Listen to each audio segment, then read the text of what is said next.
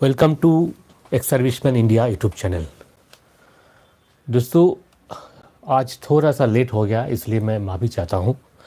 और सबसे पहले आप सबको न्यू ईयर्स का बहुत बहुत अभिनंदन। और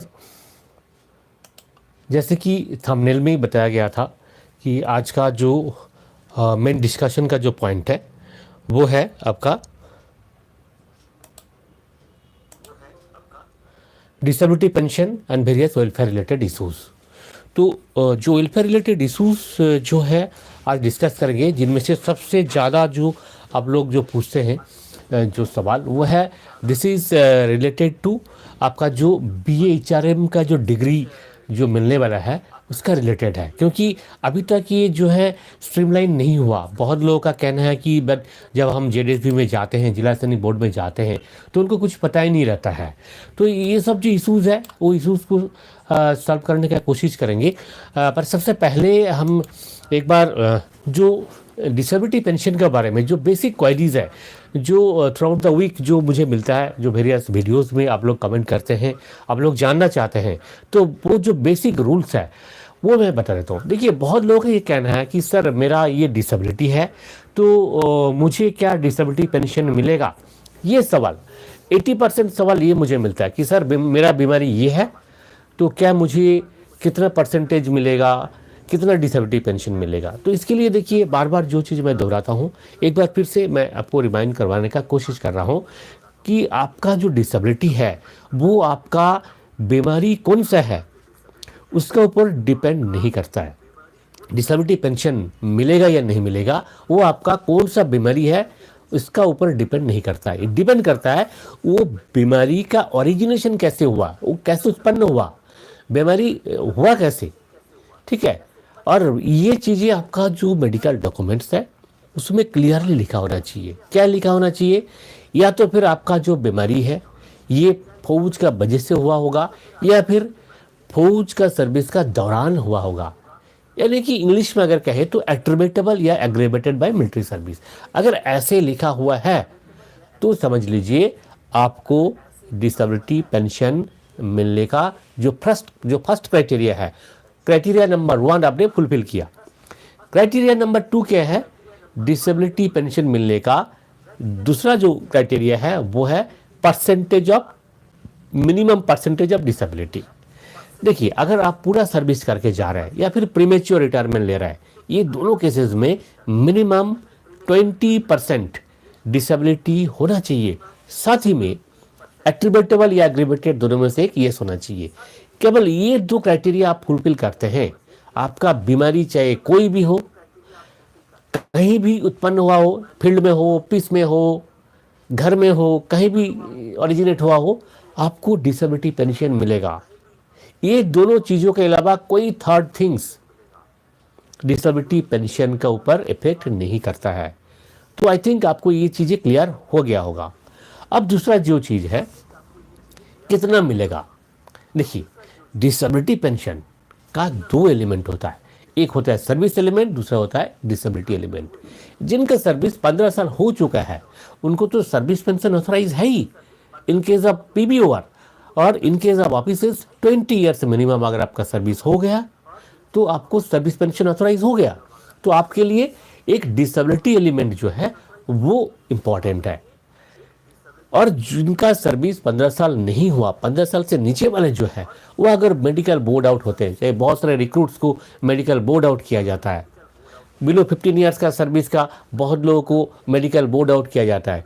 कुछ लोग जो है सेल्टर्ड अपॉइंटमेंट नहीं लेना चाहते हैं, आनुलिंग करके मेडिकली रिलीज लेते हैं, तो उनको भी डिसेबिलिटी पेंशन ऑथोराइज है, ठीक है, ऑथोराइज है, subject to fulfilment of 2 criteria.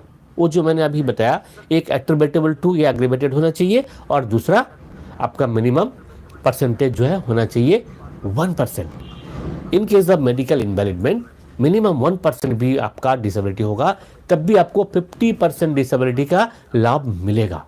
तो ये क्लियर हो गया। अब आते हैं जिनका डिसेबिलिटी एने है, यानी कि नॉट एट्रिब्यूटेबल, नॉट एग्रीवेटेड है, उनका परसेंटेज से कोई लेना देना नहीं है, क्योंकि इनको disability pension as per pension regulation authorise नहीं है।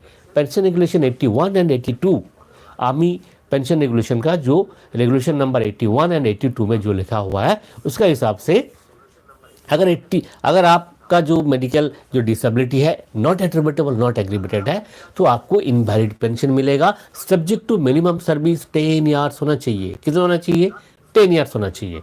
और अगर आपका 10 ईयर्स नहीं हुआ तब भी मिल सकता है, रिक्रूट्स को भी मिल सकता है इनवैलिड पेंशन। उसमें कंडीशन है। क्या कंडीशन है? कि आपका जो डिसेबिलिटी है वो सिविल और मिलिट्री दोनों के लिए ही अनफिट होना चाहिए। तो अभी आपको ये पता चल गया कि किस केस में आपको डिसेबिलिटी पेंशन मिलेगा और किस केस में नहीं मिलेगा। अब आपका जो क्वेश्चंस है मैं एक बार देख लेता हूँ। मैंने जो बताया इसका अतिरिक्त भी आपका कोई अगर क्वेश्चन है तो उसका जवाब अभी आपको मिल जाएगा। सुनील जी, आपने बताया कि 12 year service NA case CO unwilling कर दे तो एजीआई बेनिफिट मिलेगा। देखिए एजीआई का जो बेनिफिट मिलने के लिए एनए केस में नहीं मिलता है, आपका एट्रीब्यूटेबल या एग्रीबेटेड दोनों में से एक होना चाहिए।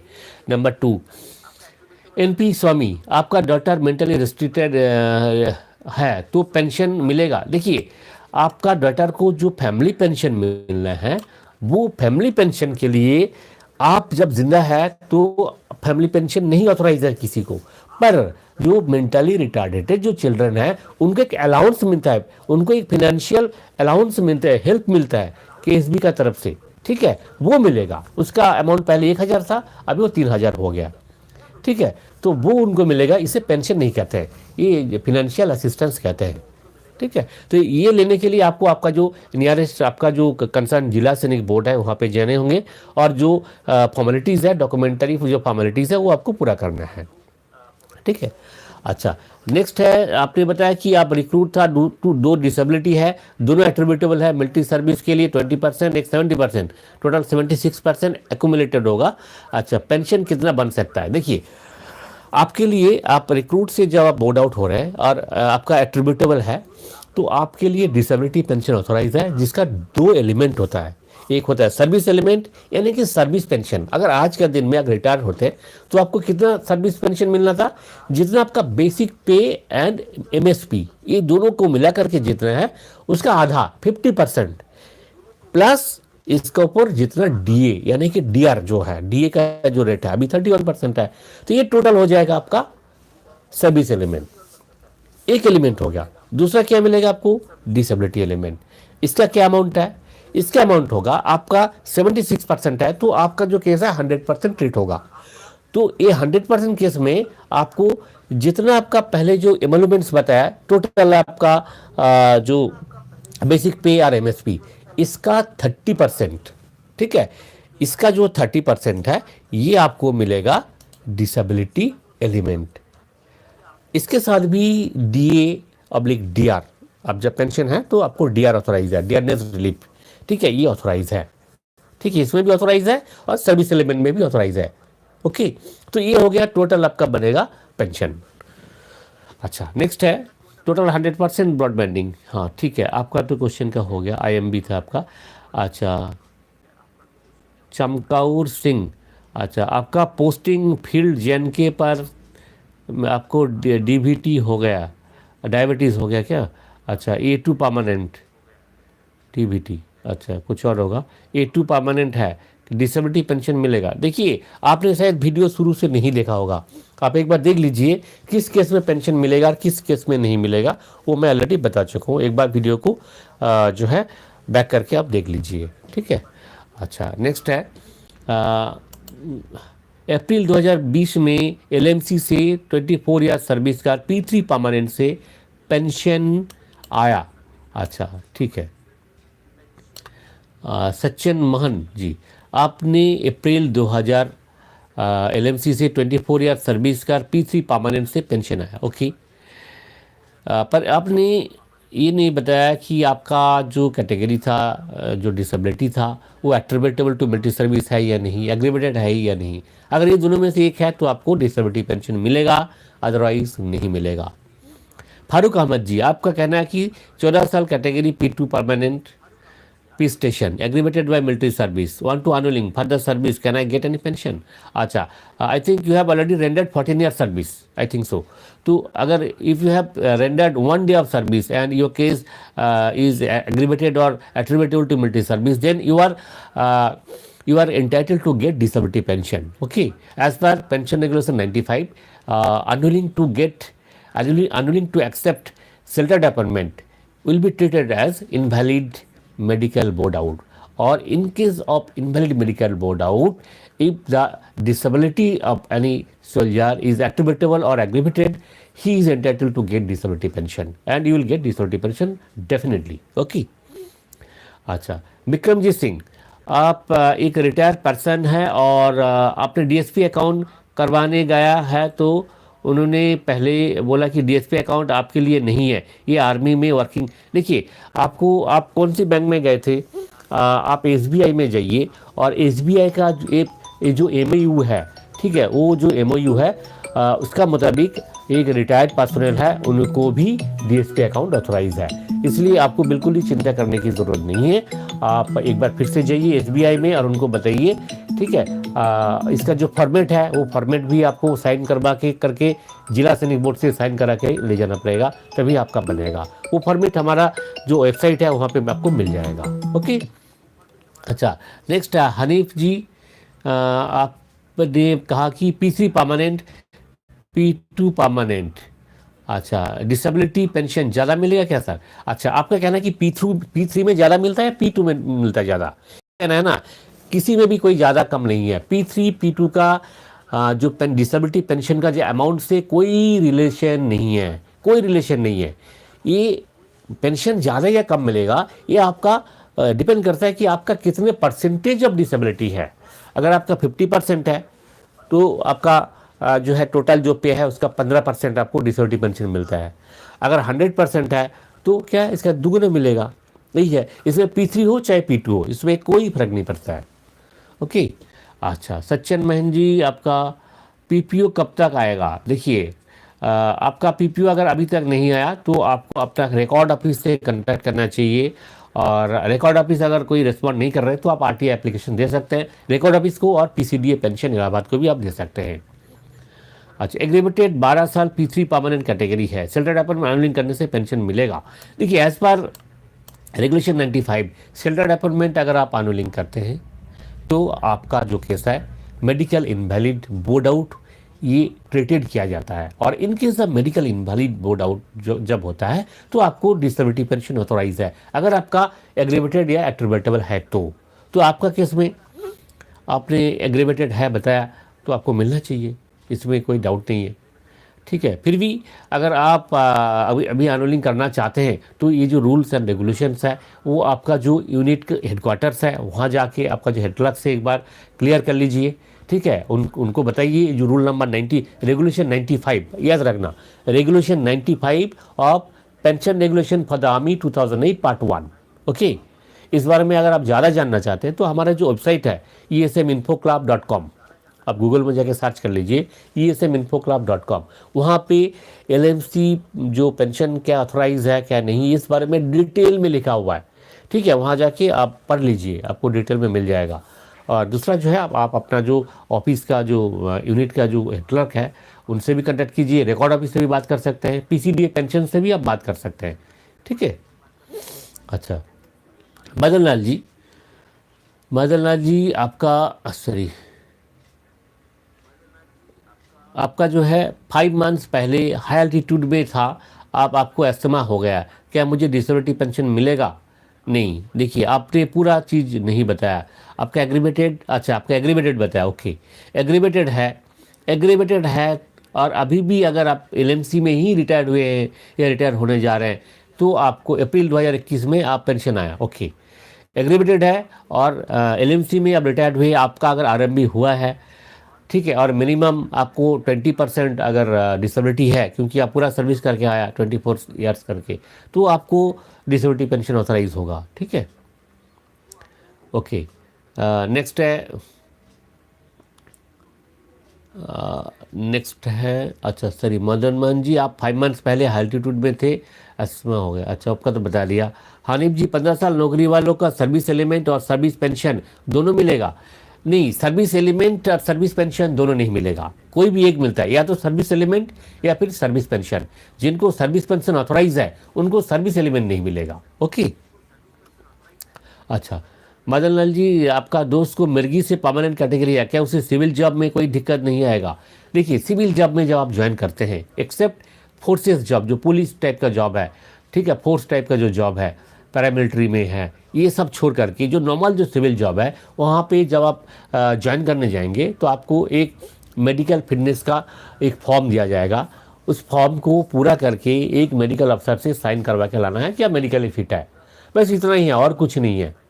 ठीक है, वो मेडिकल अफसर नॉर्मल आप जब जाएंगे उस समय अगर आपको मिर्गी आ गया तो फिट नहीं करेंगे, नहीं आया तो आपको फिट कर देंगे, बस यही बात है और कुछ नहीं है।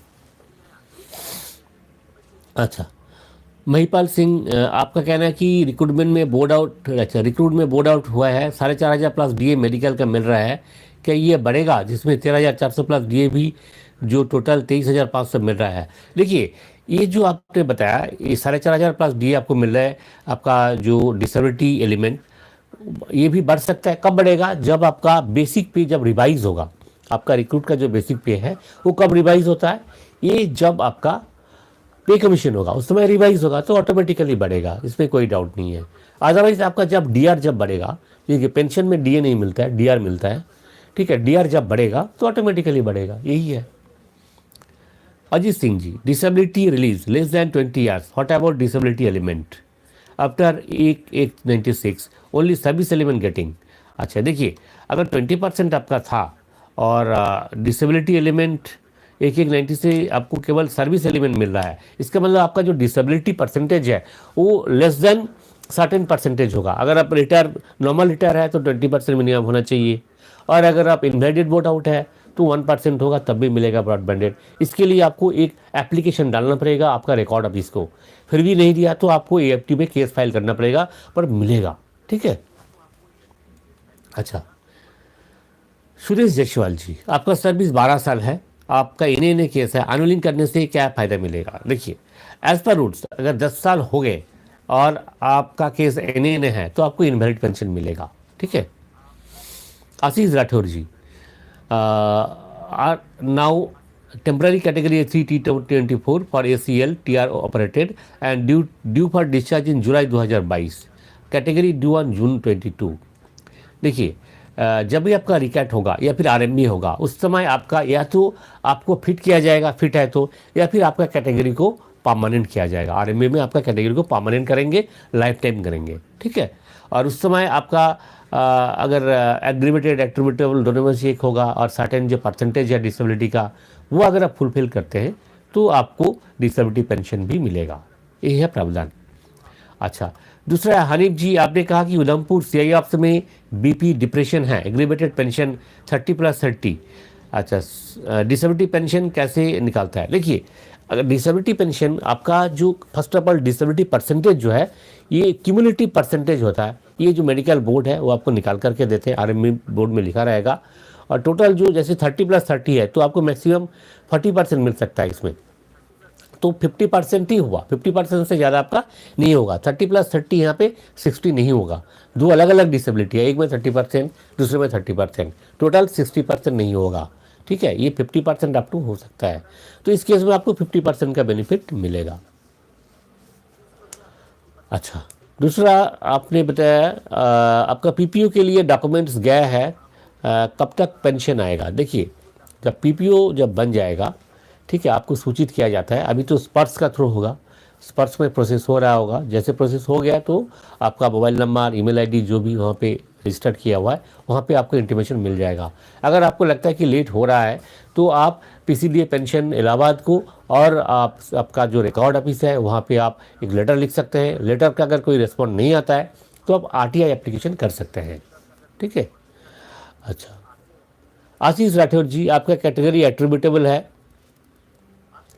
और as per injury report okay attributable है, तो आप अगर रिटायर करते हैं कभी भी तो आपको डिसेबिलिटी पेंशन मिलेगा subject to fulfilment of other condition, that is आपका जो डिसेबिलिटी परसेंटेज है, जैसे जिसके लिए जो लागू है, जैसे इफ़ यू आर रिलीजिंग और going on invalid medical board out, then you must have 1%. And in case of a regular retirement, means you are retiring after completion of your terms of engagement, in this case you have to get minimum 20% disability to get entitled your disability pension. Okay. Next जो है अपना मदन लाल जी, आपका service 17 years, permanent category, BP से। अच्छा, आपको खुद को एनुअलिंग करना चाहिए या सीओ साहब एनुअलिंग करके घर भेजने से ज़्यादा फ़ायदा? ऑब्वियसली आपको अगर शेल्टर्ड अपॉइंटमेंट नहीं देते हैं, हाँ, आपका यूनिट अगर आपको घर भेजते हैं, तो इस केस में आपको ज़्यादा फ़ायदा तो होगा ही। आपको मेडिकल बोर्ड आउट, दोनों ही इनवैलिड मेडिकल बोर्ड आउट है, पर इस केस में आपको ज़्यादा फ़ायदा है। एजीआई की तरफ से आपको बेनिफिट जो मिलने का चांसेस है, एनुअलिंग करने से फिर नहीं मिल पाता है। अच्छा, निवास मलिक जी, आपका कहना है कि आपका पापा एससी में एमटी में सिपाही थे, लेकिन उनको सिजोपेनिया केस में मेडिकल बोर्ड आउट कर दिया गया और उन्हें कुछ भी पेंशन नहीं मिल पा रहे हैं सेना के तरफ से। ओके, देखिए, आपको मेडिकल, आपका फादर को जो है मेडिकल बोर्ड आउट कर दिया गया, उनको कोई पेंशन नहीं मिल पा रहा है। दैट मीन्स उनका केस एट्रीब्यूटेबल या एग्रीवेटेड नहीं होगा और 10 साल सर्विस से पहले उनको बोर्ड आउट कर दिया गया। इस केस में ऐसे होता है। पर इस केस में आपको अगर आप समझते हैं कि आप कोर्ट का अप्रोच करना चाहते हैं, कोर्ट में जाना चाहते हैं, तो आपको क्या करना पड़ेगा? पहले अपील करना पड़ेगा, first appeal and second appeal. Appeal आप कर सकते हैं, ठीक है। अपील कैसे करना है, ये सब चीज़ जानने के लिए आप किसी भी एएफटी में जो एडवोकेट है उनसे कॉन्टैक्ट करें। वो लोग अपील का जो प्रॉपर फॉर्मेट है वो आपको बता देंगे। आर्म फोर्सेस ट्राइब्यूनल आपका जो नियरेस्ट है, सभी कमांड में लगभग है, लखनऊ में है, जबलपुर में है, दिल्ली में है, ठीक है, चेन्नई में है, कलकत्ता में है, गुवाहाटी में है और भी चंडीगढ़ में है, बहुत सारी जगह में है। तो आपको कहीं ना कहीं एक आपका जो नियरेस्ट जो एएफटी है वहाँ के एडवोकेट से आप कांटेक्ट करें और उनको आपका ये सारी बातें वो बताएं और मिलने का चांसेस है। क्योंकि देखिए, Dharamvir Singh versus Union of India, वो केस में भी ऐसे था कि इन्हें केस था, यानी कि जो डिसेबिलिटी है वो नॉट एट्रीब्यूटेबल नॉट एग्रीवेटेड था। तो इस केस में क्या है, 10 साल से कम वाले को पहले इनवैलिड पेंशन नहीं मिलता था। तो ये जो केस लड़ने से क्या होता है, अगर लड़ेंगे तो आप अगर प्रूव कर पाएंगे कि ज्वाइनिंग, आपका फादर को फौज ज्वाइनिंग करने से पहले ये बीमारी नहीं था, बाद में ये बीमारी पैदा हुआ है और इसके लिए फौज का सर्विस ही रिस्पॉन्सिबल है, ये अगर प्रूव कर सकते हैं तो इससे क्या होगा, ये जो केस है ये एग्रीवेटेड या एट्रीब्यूटेबल बाय मिलिट्री सर्विस होगा। और ऐसे अगर होता है तो डिसेबिलिटी पेंशन इसमें ऑथोराइज है, मिलेगा, ठीक है। तो इसके लिए आप किसी भी एएफटी में अप्रोच कर सकते हैं। संदीप सिंह जी, आपका है कि एक सर्विस 8 साल है, सीओ मुझे घर भेज रहा है, अच्छा, सीज करके आपका सर्विस एट्रीब्यूटेबल है, 14% है।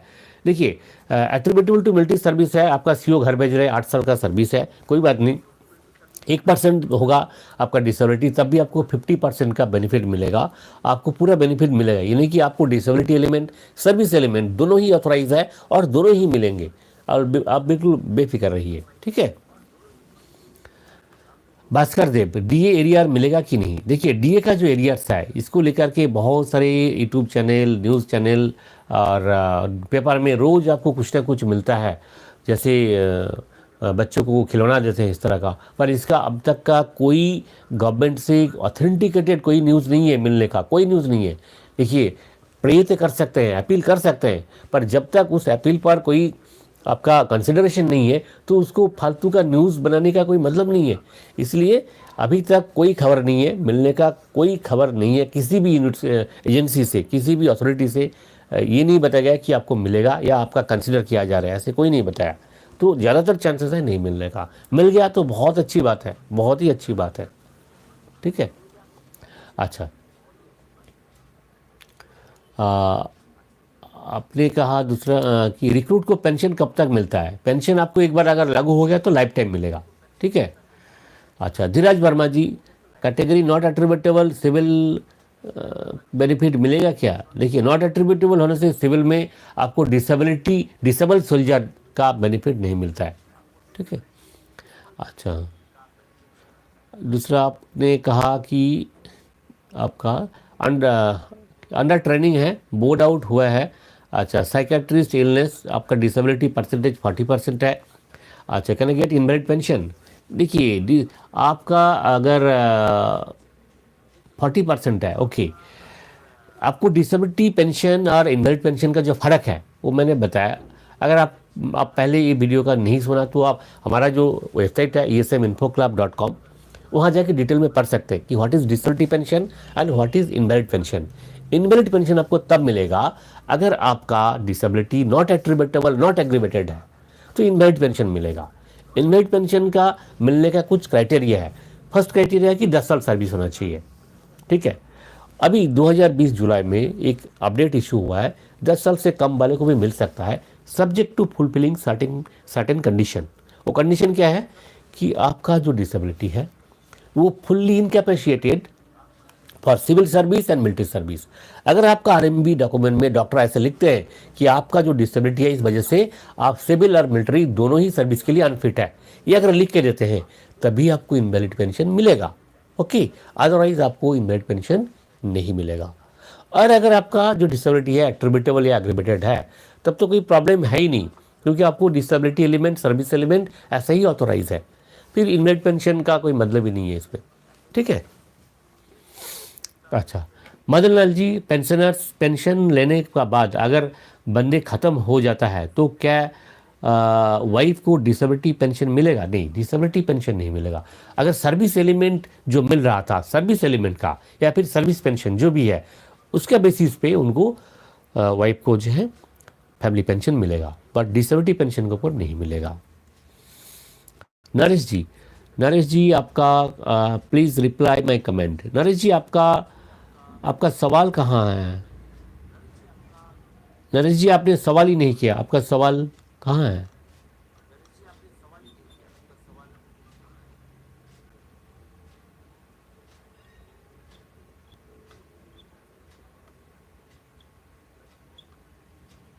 नहीं है नरेश जी, आपका सवाल नहीं मिला।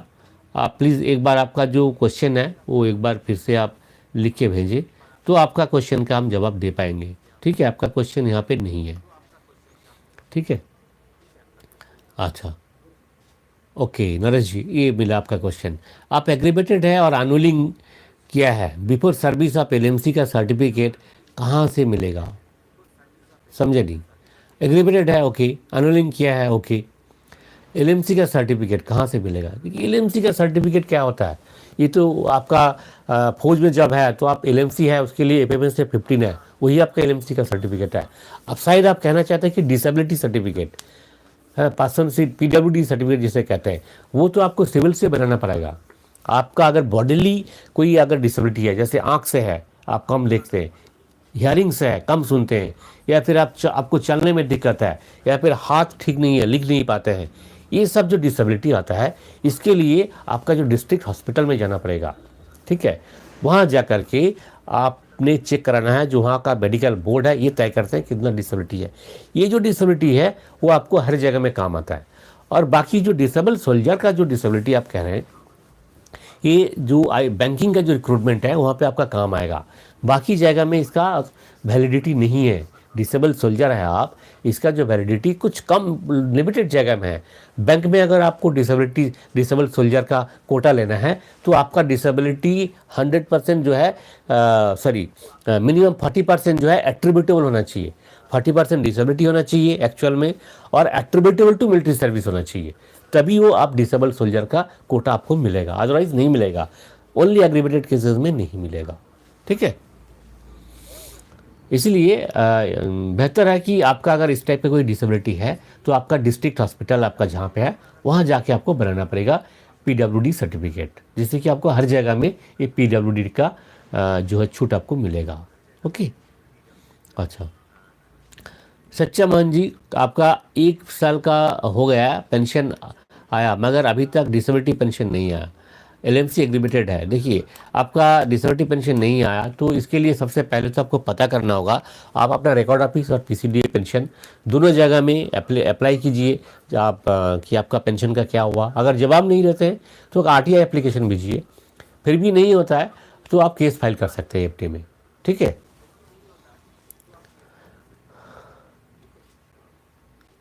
अच्छा, डीए और डीआर का विस्तार से बताएं। ठीक है हनीम जी, देखिए ये बहुत अच्छा पॉइंट आपने बताया। देखिए डीए का मतलब होता है डियरनेस अलाउंस और डीआर का मतलब होता है डियरनेस रिलीफ। आप जब गवर्नमेंट सर्विस करते हैं तो आपका हर 6 महीने में डीए का रिवीजन होता है ना। जैसे अभी 31% है, ये हो गया डीए। जब आप पेंशन आ गए तो आपको डीए नहीं मिलता है, क्या मिलता है? डियरनेस रिलीफ मिलता है। शॉर्टकट में इसे क्या कहते हैं? Abbreviation DR. ठीक है, पेंशनर के लिए क्या ऑथोराइज है? डीआर। और सर्विंग पर्सन के लिए डीए। चाहे आप फौज में सर्विस करें, सिविल में करें, कहीं भी सर्विस करें, ये हो गया डीए। और चाहे आप सिविल पेंशनर हो, चाहे आप फौजी पेंशनर हो, एक सर्विस मैन हो, आपको क्या मिलता है? डीआर मिलता है। और जो डीआर है कैसे मिलता है? आपका टोटल जो बेसिक पेंशन होगा, बेसिक पेंशन दो तरह का हो सकता है। एक तो आपका सर्विस पेंशन का बेसिक हो सकता है, दूसरा डिसेबिलिटी पेंशन का हो सकता है। सर्विस एलिमेंट का बेसिक पेंशन हो सकता है और डिसेबिलिटी एलिमेंट का भी बेसिक पेंशन हो सकता है। तो ये जो टोटल पेंशन होगा, दोनों का ऊपर ही डीआर ऑथोराइज है। ठीक है, सर्विस एलिमेंट के ऊपर भी डीआर ऑथोराइज है और डिसेबिलिटी एलिमेंट के ऊपर भी आपको डीआर ऑथोराइज है। अब डीआर कैसे मिलता है? देखिए, मान लीजिए आपका बेसिक पेंशन है 20,000, ठीक है, बेसिक पेंशन, और आपका कम्युटेशन कितना? 10,000 रुपया माइनस हो गया, तो आपको हाथ में कितना मिलेगा? 20,000 के ऊपर डीआर जितना है वो मिलेगा, प्लस 10,000 रुपया मिलेगा। तो 10,000 प्लस 20,000 का 31%, लगभग 6,000 रुपया मान लिया, 6,200 रुपया। तो 10,000 प्लस 6,200 कितना हो गया? 16,200 रुपया आपको पेंशन मिलेगा। ठीक है, ये हो गया सिस्टम। जो डीआर है वो कम्युटेशन से पहले मिलता है। पहले डीआर लगेगा, उसके बाद कम्युटेशन अमाउंट माइनस होगा, ये रूल है। ठीक है। अच्छा, दूसरा है शिवाई जी, आप नॉट एट्रीब्यूटेबल है बट सर्विस किया, बोर्ड पेंशन मिलेगा। देखिए, नॉट एट्रीब्यूटेबल, नॉट एग्रीबेटेड है तो आपको जो है डिसेबिलिटी पेंशन नहीं मिलेगा। इनबिल्ट पेंशन मिल सकता है अगर सर्विस आपका 15 साल से कम हो, 10 साल से ज़्यादा हो इन जनरल, और कुछ कंडीशन है, उस कंडीशन में 10 साल से कम होगा तब भी इनबिल्ट पेंशन मिल सकता है, जो कि सर्विस पेंशन का इक्विवेलेंट है। ठीक है, और अगर आपको सर्विस पेंशन आपको ऑथराइज है, फिर आपका एनए केस में, यानी कि नॉट एट्रीब्यूटेबल, नॉट एग्रीबेटेड केस में कोई पेंशन नहीं मिलेगा। अच्छा दोस्तों, क्वेश्चन